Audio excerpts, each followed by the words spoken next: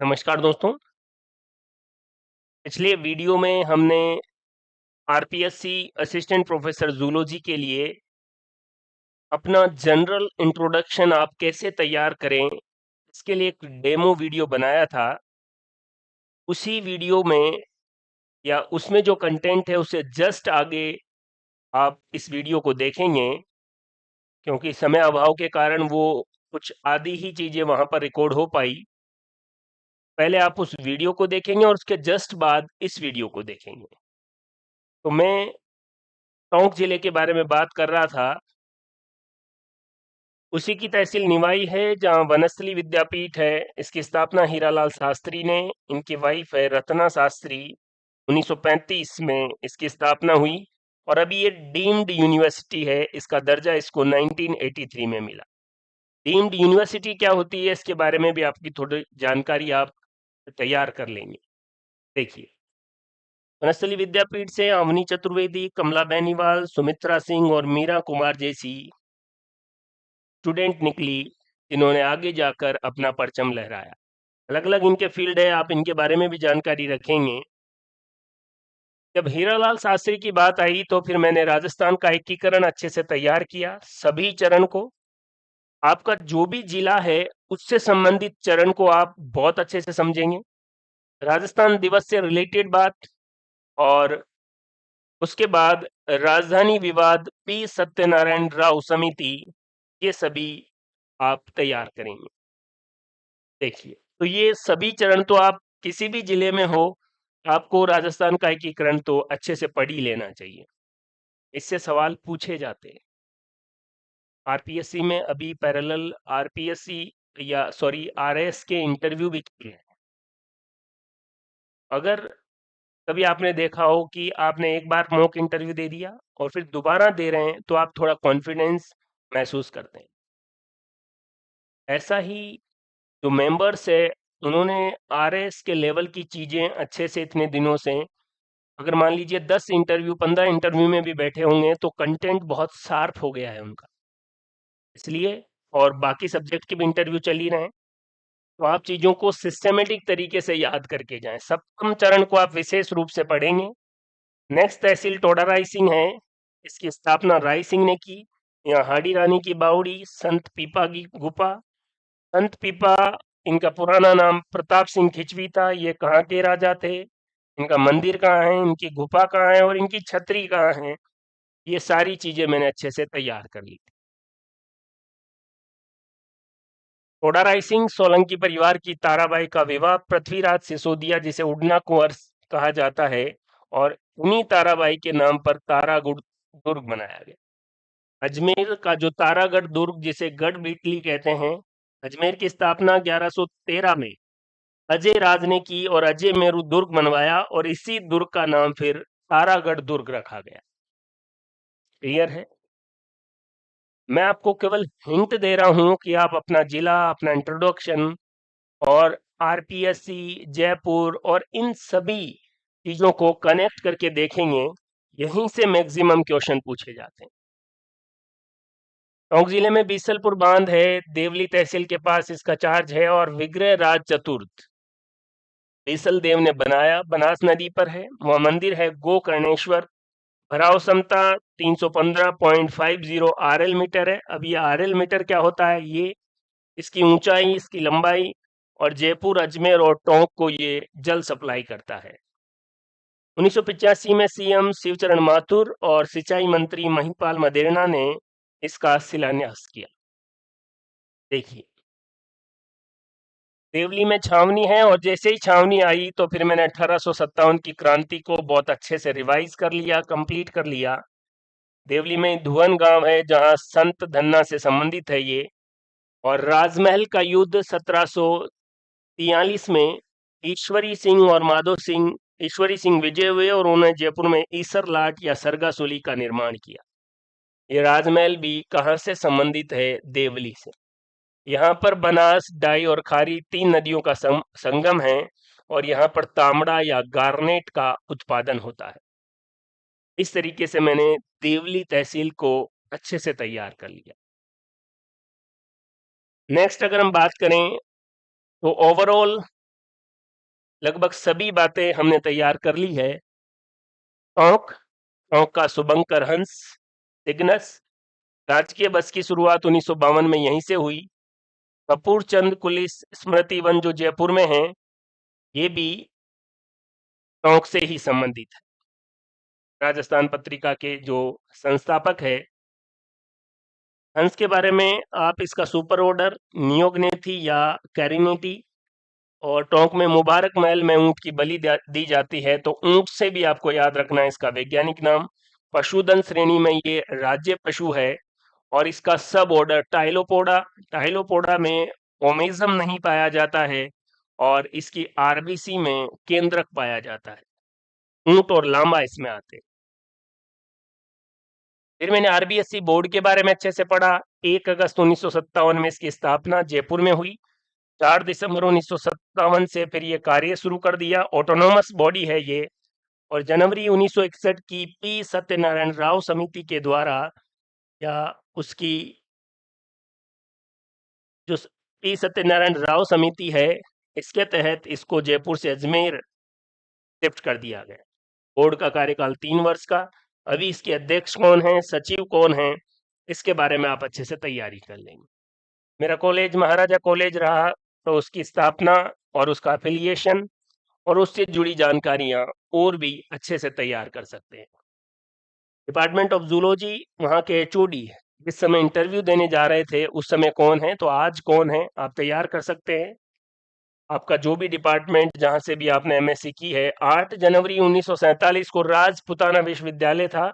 1956 में से चेंज करके यूनिवर्सिटी ऑफ राजस्थान नाम दिया गया। देखिए, एजुकेशन डिपार्टमेंट में से पहले first grade biology school lecturer था। तो एजुकेशन में चुनौतियां क्या है और समाधान क्या सोचते हैं आप? ये बहुत जनरल क्वेश्चन है, अगर आप पहले किसी भी डिपार्टमेंट में हैं, और मोस्टली एजुकेशन डिपार्टमेंट में करें। 42वें संविधान संशोधन 1976 से राज्य सूची का ये विषय था, इसे अब समवर्ती सूची में स्थापित कर दिया है। किसको? शिक्षा को। शिक्षा से सामाजिक परिवर्तन कैसे होता है, ये एक टॉपिक हो सकता है। और वर्तमान में जीडीपी का कितना प्रतिशत एजुकेशन पर खर्च किया जा रहा है? एनईपी में 6% की बात हो रही है। एजुकेशन से रिलेटेड दीक्षा, शिक्षा दर्शन, शिक्षा वाणी और छात्रवृत्ति, और इससे ड्रॉप आउट समस्या को कैसे कम किया जा सकता है, ये भी क्वेश्चन पूछा गया है। आप जब स्कूल लेक्चरर है, तो 11th 12th एनसीईआरटी की जो चैप्टर है, उसका भी आपको नॉलेज होना चाहिए। एमएससी के जो पेपर है, उसके बारे में भी आपको नॉलेज होना चाहिए, और उन पेपर से रिलेटेड कौन सी बुक आपने पढ़ी है, ये भी आपको अच्छे से पता होना चाहिए। एक और बात, अभी मैक्सिमम साथियों के क्वेश्चंस आ रहे हैं कि सर बुक कौन सी बताएं। केवल डेकोरम सेट करने के लिए फॉरेन राइटर्स की बुक बताने से कुछ नहीं होगा। अगर वहां से फिर उन्होंने क्वेश्चन पूछ लिया, तो फिर प्रॉब्लम खड़ी हो जाएगी। और अगर आपका इंटरव्यू 15 को है, 16 को है, तो अब वो बुक्स आप पढ़ भी नहीं सकते। तो आपका सही जवाब यही होगा कि आपने जो बुक जहां से कंटेंट पढ़ा है उसका नाम लें। और फॉरेन राइटर्स की बुक के बारे में भी आप कह सकते हैं कि मैंने सर वो भी देखी है, लेकिन ज्यादातर कंटेंट मैंने इससे ही पढ़ा। अगर आपने वही बुक पढ़ी है फॉरेन राइटर्स की, तो फिर आपको बोलने में कोई दिक्कत ही नहीं है, वहां से कुछ भी क्वेश्चन पूछे।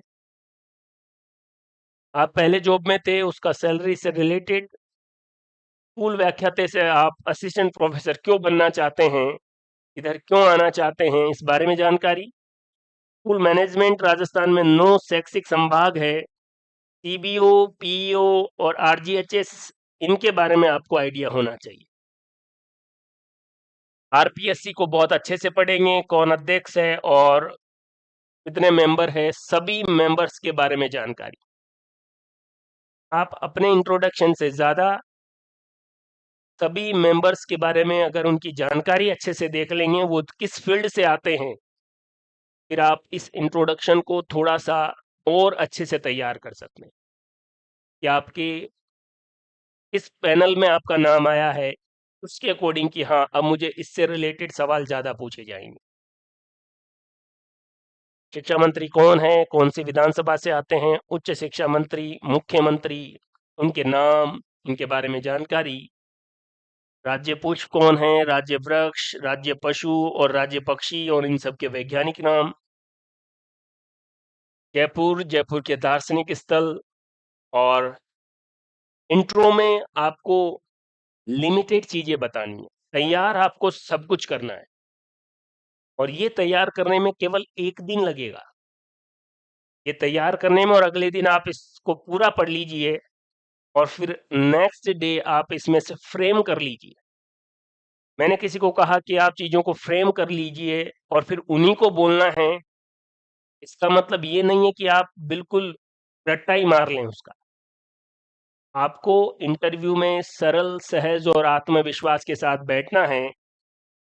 इंट्रो आप बेहतर तरीके से कैसे तैयार करें, ये दोनों वीडियो अगर आप देखेंगे तो आपको जरूर मदद मिलेगी। लिमिटेड आप चीजें रखें, सेलेक्ट कर लें कि आपको क्या बोलना है। क्लियर है? ज्यादा आप कल्पना नहीं करें कि मेरे से ये पूछा जा सकता है, वो पूछा जा सकता है। इस पूरे दोनों वीडियो को आप अच्छे से देखें, फिर आराम से बैठें, एनालिसिस करें। आपका जो भी जिला है, आपने कहाँ से 10th की है, कहाँ से 12th की है, कौन सी जॉब में है, करंट के क्या मुद्दे हैं, इनको अगर आप एक दिन में आराम से तैयार कर सकते हैं। हमने इसी चैनल पर RPSC assistant professor zoology interview की प्रिपरेशन और स्ट्रेटजी के लिए एक वीडियो सीरीज चलाई है। अगर आप कुछ नहीं कर पा रहे हैं, आपको लगता है कि कैसे तैयारी करें, समझ में ही नहीं आ रहा है, सारे वीडियो देख लीजिए, उसमें जो कंटेंट है उसको तैयार कर लीजिए। हमें पूरा विश्वास है कि आपका इंटरव्यू द बेस्ट जाएगा। एक एक पॉइंट को आप रिवाइज करें, रिप्रेजेंट करें जो वीडियो सीरीज में हमने बताए हैं। वैसे तो आप खुद अपने लिए तैयार करेंगे, इनको एज ए हिंट मानकर तो द बेस्ट रहेगा। जनरल इंट्रोडक्शन कैसे तैयार करना है, मैंने एक डेमो टोंक जिले को लेकर आपको बताया है। जॉब क्या है उससे रिलेटेड बिल्कुल अच्छे से एक्सप्लेन कर दिया है। आप आराम से बैठे, आराम से बोले, सामने वाले की रेस्पेक्ट करते हुए बोले और डरे भी नहीं। आप डरे हुए नहीं लगने चाहिए, कॉन्फिडेंट लगने चाहिए। एक सामान्य बातचीत है, इस बातचीत को लेकर अगर आप कल्पनाओं में ही ज्यादा खो जाएंगे, क्या पढ़ें, तो फिर पूरा सिलेबस आपके पास, आपकी नोटबुक होगी जिसके लिए आपके पास एक दिन सफिशियंट है केवल उसको रिवाइज करने के लिए, क्योंकि रिटर्न एग्जाम आपने क्वालिफाई किया है। अच्छे से आपने अपने नोट्स पढ़े।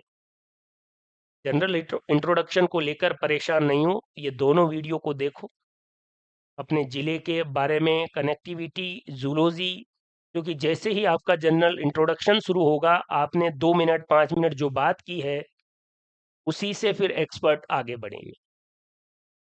तो पैनिक होने की जरूरत नहीं है, तैयारी करने की जरूरत है। 1 घंटे बैठकर क्या पूछा जाएगा, इससे बढ़िया है 1 घंटे बैठकर अगर मेरे से ये पूछा गया तो इसका जवाब ये दूंगा। इसमें अगर समय लगाएंगे तो 2 दिन में आपका तैयारी जो है और बेहतर हो जाएगा। तो मुझे आशा है कि ये दोनों वीडियो जनरल इंट्रोडक्शन की तैयारी में आपकी बेहतर तरीके से मदद करेंगे। थैंक यू, धन्यवाद।